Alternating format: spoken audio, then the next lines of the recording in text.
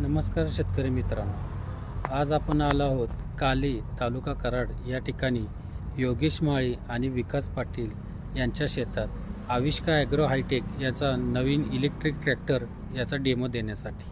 तर माळी सर, कसं वाटलं तुम्हाला हा ट्रॅक्टर चालवून? फवारणीसाठी चांगलं आहे मशीन, काय प्रॉब्लेम नाही, चांगलं चालतंय.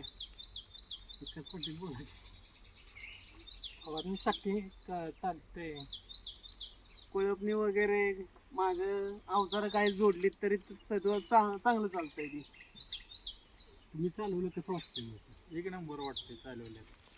लागवड बिगवड आणायची असली टाकी काढून ठेवली तरी काय पण आणू शकते आपण.